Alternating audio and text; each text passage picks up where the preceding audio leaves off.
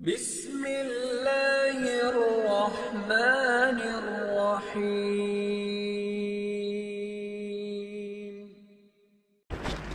আসসালামু আলাইকুম সুপ্রিয় দর্শক, বাংলাদেশের জানা অজানা, গুরুত্বপূর্ণ কম গুরুত্বপূর্ণ, বিখ্যাত অখ্যাত বিভিন্ন অঞ্চল, বিষয়, স্থান, স্থাপনা এ সমস্ত নিয়েই আমাদের নিয়মিত পরিবেশনা। এর ধারাবাহিকতায় আজকে আপনাদের সামনে যে বিষয়টি পেশ করব সেটি একটি পৌরসভা। পৌরসভাটি হলো নরসিংদী জেলার ঘোড়াশাল পৌরসভা। এই ঘোড়াশাল পৌরসভার ইতিহাস, নামকরণ এবং অন্যান্য তথ্য আপনাদেরকে জানানোর চেষ্টা করব। এর যে বিচিত্র নামকরণের ইতিহাস রয়েছে, বিচিত্র ইতিহাস রয়েছে, সেই সম্পর্কে আপনাদেরকে জানানোর আগেই সুপ্রিয় দর্শক, ভিডিওটি না টেনে সম্পূর্ণ অংশ দেখবেন। ভালো লাগলে একটু লাইক করবেন, আর চ্যানেলে নতুন হয়ে থাকলে অথবা এখনও যদি সাবস্ক্রাইব করে না থাকেন, অনুগ্রহ করে সাবস্ক্রাইব করে পাশে থাকা বেল আইকনটি অল করে দেবেন।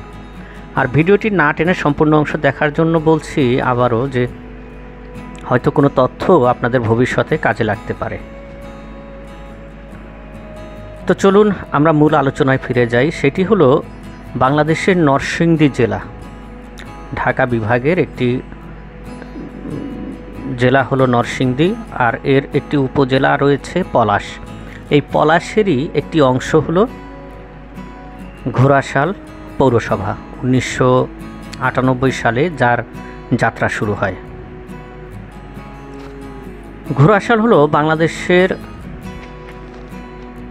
অন্যতম একটি গুরুত্বপূর্ণ বিদ্যুৎ কেন্দ্রের শহর, যেটি 1974 সালে উৎপাদন শুরু করে। এখানে দ্বিতল বিশিষ্ট রেল স্টেশন রয়েছে।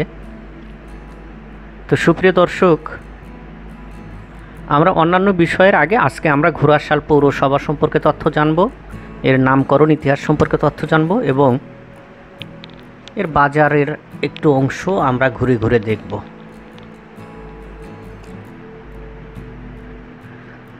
নামকরণের ইতিহাস। দিল্লির সম্রাট আওরঙ্গজেবের রাজত্বকালে এই এলাকার টেকপাড়ায় শেখ গোলাম মোহাম্মদ নামে একজন ক্ষমতাধর বিচক্ষণ ব্যক্তি বসবাস করতেন। দিল্লির রাজদরবারেও তার নাম সুপরিচিত ছিল। শেখ গোলাম মোহাম্মদ ছিলেন ওই সময়ের একজন ক্ষমতাধর বিচক্ষণ ব্যক্তি। তার বিচক্ষণতায় জমিদার শরীফ খানের বিরুদ্ধে রাজদরবারের একটি গুরুতর অভিযোগ নিষ্পত্তি করেন দিল্লির রাজদরবার। শেখ গোলাম মোহাম্মদের বুদ্ধিমত্তায় সম্রাট আওরঙ্গজেব খুশি হলেন। এর পুরস্কার হিসেবে শেখ গোলাম মোহাম্মদকে দিলেন সুদর্শন একটি ঘোড়া, সঙ্গে উপহার দিলেন আরও একটি শাল। ঘোড়া আর শাল এই দুয়ে এই এলাকার নামকরণ করা হয়েছে ঘোড়াশাল। আরও বিস্তারিত যদি জানতে চান তাহলে ধৈর্য সহকারে শুনুন সুপ্রিয় দর্শক। মূল ঘটনা হলো, ইতিহাসের বর্ণনা থেকে জানা যায় প্রায় 350 বছর আগের কথা। ওই সময় ঈশা খাঁর বংশধরের শরীফ খান শরীফপুরের জমিদার ছিলেন। শরীফ খান জমিদার হলেও একজন স্বাধীন নরপতি ছিলেন। কর পাওয়া ছাড়া জমিদারির অভ্যন্তরীণ ব্যাপারে মোগল সম্রাটের হস্তক্ষেপের কোনো অধিকার ছিল না। শরীফ খানের প্রজা মোহাম্মদ রফির পুত্র জমিদার শরীফ খানের বিরুদ্ধে দিল্লির রাজদরবারে এক গুরুতর অভিযোগ দায়ের করেন। এ অভিযোগের বিচারকে কেন্দ্র করে জমিদার শরীফ খানের সঙ্গে দিল্লির রাজদরবারের চরম বিরোধ দেখা দেয়। দিল্লির সম্রাটের লিখিত ফরমানে শেখ গোলাম মোহাম্মদ উক্ত বিবাদ নিষ্পত্তি করে দিল্লির সম্রাটের সঙ্গে শরীফ খানের সন্ধি করিয়ে দেন। শেখ গোলাম মোহাম্মদের এই কর্মতৎপরতায় ও বিচক্ষণতায় সম্রাট আওরঙ্গজেব ও জমিদার শরীফ খান উভয়ই অত্যন্ত সন্তুষ্ট হন। তখন এ কাজের পুরস্কার স্বরূপ সম্রাট আওরঙ্গজেব ঘোড়া ও শাল উপহার হিসেবে শেখ গোলাম মোহাম্মদকে প্রদান করেন। জমিদার শরীফ খান ও স্বীয় পালিত কন্যা চাঁদ বিবিকে শেখ গোলাম মোহাম্মদের দ্বিতীয় পুত্র শেখ গোলাম নবীর সঙ্গে বিয়ে দেন এবং উপহার স্বরূপ চরপাড়া, টেকপাড়া, টেঙ্গরপাড়া, বিনাটি, করতেতৈল, রাজাব ও চামরাব নামে ক্ষুদ্র পল্লীগুলো গোলাম মোহাম্মদকে প্রদান করেন। সম্রাট আওরঙ্গজেবের প্রদত্ত ঘোড়া এবং শাল দেখার জন্য দলে দলে লোকজন শেখ গোলাম মোহাম্মদের বাড়িতে আসা শুরু হয়। তাদেরকে কোথায় যাও এই প্রশ্ন করা হলে তারা বলতো শাল ও ঘোড়া দেখতে যাই। সেই থেকে শেখ গোলাম মোহাম্মদের বাসগ্রাম ও অত্র অঞ্চল ঘোড়াশাল নামে পরিচিতি লাভ করে। যেমনটি বলেছি, 1998 সালের 20 অক্টোবর ঘোড়াশালকে পৌরসভা হিসাবে ঘোষণা করা হয়। এখানে 9টি ওয়ার্ড এবং 27.5 বর্গ কিলোমিটার এলাকা জুড়ে 1,12,000 লোকের বসবাস নিয়ে এই পৌরসভাটি শীতলক্ষ্যা নদীর পূর্ব তীরে অবস্থিত। শীতলক্ষ্যা নদীর উপরে একটি ব্রিজ নির্মাণ হয়েছে। সেই ব্রিজটির নাম হলো ময়েজউদ্দিন সেতু, শহীদ ময়েজউদ্দিন সেতু বা ঘোড়াশাল সেতু নামে পরিচিত। এখানে বাংলাদেশের একটি বড় সার কারখানা রয়েছে, যেটি পলাশ সার কারখানা নামে পরিচিত। আর যেমনটি আপনাদেরকে বলেছি সুপ্রিয় দর্শক, এখানকার বিখ্যাত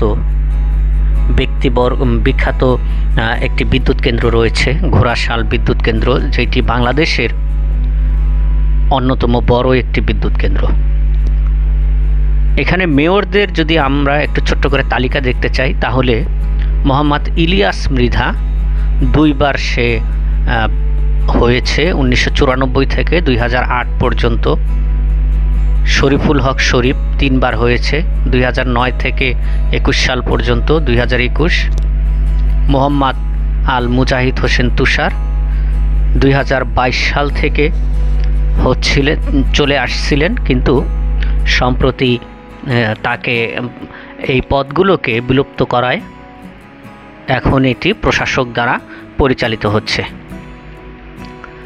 এখানকার গুরুত্বপূর্ণ শিক্ষা প্রতিষ্ঠানগুলো হলো ঘোড়াশাল পাইলট উচ্চ বিদ্যালয়, যেটি আমরা যেতে যেতে এক পর্যায়ে দেখতে পারবো, ঘোড়াশাল মুসা বিন হাকিম ডিগ্রি কলেজ, নজরুল বিন নূর মহসিন বিশ্ববিদ্যালয় কলেজ, জনতা আদর্শ বিশ্ববিদ্যালয়, প্রাণ RFL পাবলিক স্কুল, পাইক শাহ দাখিল মাদ্রাসা,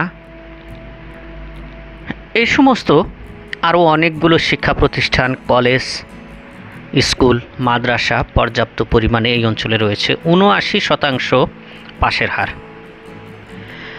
অনেক কথাই বললাম। আপনারা যদি এই অংশটি ভ্রমণ করতে চান, ঘোড়াশালে আসতে চান, তাহলে সুপ্রিয় দর্শক অবশ্যই আপনাদেরকে নরসিংদী থেকে প্রায় 13 কিলোমিটার পশ্চিম দিকে এর অবস্থান। বাস অথবা CNG চালিত অটোরিকশা এই সমস্ত যানবাহনে আপনারা এই ঘোড়াশাল আসতে পারেন। এছাড়া আপনারা যদি গাজীপুর থেকে আসেন, গাজীপুর থেকে প্রায় 27 কিলোমিটার বা কিছু কম বেশি হবে এই দূরত্বে মোটামুটি পূর্ব দিকে এর অবস্থান। মীরের বাজার, পুবাইল, কালীগঞ্জ হয়ে ময়েজউদ্দিন সেতুর পূর্ব পারেই আপনাদেরকে নামতে হবে। CNG চালিত অটোরিকশা, প্রাইভেট পরিবহন, কিছু বাসও চলে। এই সমস্ত যানবাহনে আপনারা ঘোড়াশাল এসে নামতে পারেন। ঘোড়াশাল এখানে বেশ কিছু কাপড়ের দোকান রয়েছে, শাড়ি, লুঙ্গি, থান কাপড়। এর পাশাপাশি এখানে যেহেতু নদীর কিনারে এই বাজারটি অবস্থিত, পর্যাপ্ত পরিমাণে নদীর মাছ পাওয়া যায়, তাজা শাকসবজি, ফলমূল, বিশেষ করে নরসিংদীর বিখ্যাত কলা, সাগর কলা এই বাজারে পর্যাপ্ত পরিমাণে পাওয়া যায়। সুপ্রিয় দর্শক, আমরা অনেকটাই শেষ দিকে চলে এসেছি। দেখছেন ঘোড়াশাল পৌরসভা। ভালো থাকবেন, সুস্থ থাকবেন, আমাদের জন্য দোয়া করবেন। দেখতে থাকুন ঘোড়াশাল। আল্লাহ হাফেজ।